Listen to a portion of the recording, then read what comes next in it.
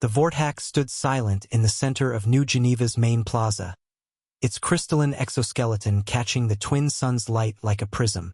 For 13 centuries and 58 years, it had remained motionless, arms outstretched toward the sky, fingers splayed in what xenoarchaeologists called the protective stance. Children played at its feet, vendors sold trinkets in its shadow, and lovers carved their initials into the nearby memorial stones that commemorated humanity's first contact with their alien guardian. Dr. Elena Vasquez had spent her entire career studying the Vortex. Her grandmother's grandmother had been there when it first appeared, materializing from quantum foam just as the Zephyrian fleet darkened Earth's skies. The creature had stood between humanity and annihilation, somehow repelling the invasion with nothing but its presence. The Zephyrians had simply left, and the Vortex had frozen, locked in its guardian pose ever since. Still nothing on the neural scans, Elena muttered, reviewing the morning's data on her holocom. The readings were identical to every scan for the past 50 years: minimal electromagnetic activity, no detectable consciousness patterns, core temperature barely above absolute zero. Ma'am! Jake Morrison wiped his hands on an oil-stained rag, leaving streaks of hyperfluid coolant across the fabric. At 23, he was the youngest certified quantum mechanic on the colony, fresh from the Mars Technical Institute with ideas that made the senior staff nervous. Mind if I take a look? Elena glanced at the kid, all enthusiasm and reckless confidence. His certification was legitimate, but his methods were unconventional. Last week, he'd fixed the fusion reactor by hitting it with a quantum wrench in what he called a percussive maintenance technique. It shouldn't have worked. It did anyway. Jake, this isn't some broken transport pod. We're talking about humanity's protector. Right, but... Jake approached the Vortex, circling its base slowly. When's the last time anyone actually tried fixing it?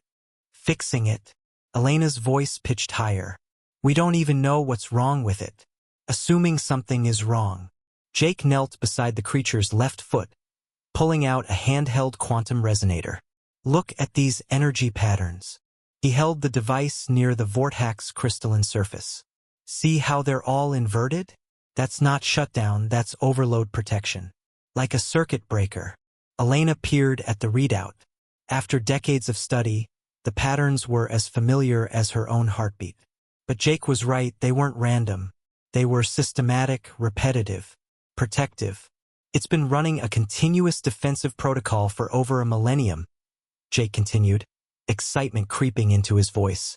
The quantum matrix is locked in a feedback loop, maintaining the protective field that kept the Zephyrians at bay. But the Zephyrians left centuries ago. Exactly. Jake grinned, pulling out a toolkit that looked suspiciously improvised. It doesn't know the threat is gone. It's been standing guard this whole time, burning through its own energy reserves to maintain a shield against enemies that aren't there anymore. Elena felt her pulse quicken. Jake, you can't just... Hold my beer. Jake handed her his thermal flask and approached the Vortex with a quantum calibration tool. I'm gonna try something.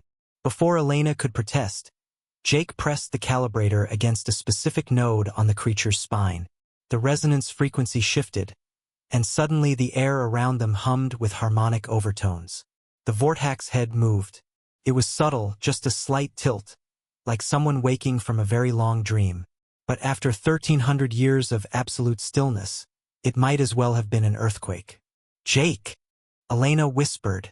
The creature's eyes, vast, multifaceted gems that had stared sightlessly at the sky for generations, focused downward. When they fixed on Jake, something like recognition flickered in their depths. The Vortex lowered its arms slowly, joints creaking like ancient metal. When it spoke, its voice resonated through bone and crystal, a sound like distant thunder. Threat, assessment, complete. The words formed in their minds rather than their ears. No hostiles detected. Guardian protocol. Disengaged. Jake looked up at the towering alien with the satisfaction of a mechanic whose wild theory had just paid off. Sometimes you just need to turn it off and turn it back on again. The Vortex crystalline features shifted into what might have been a smile. Thank you, small engineer. It has been a very long watch.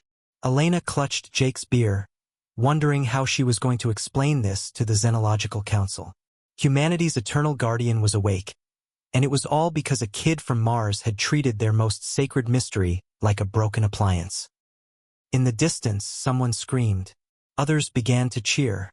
The galaxy had just gotten a lot more interesting.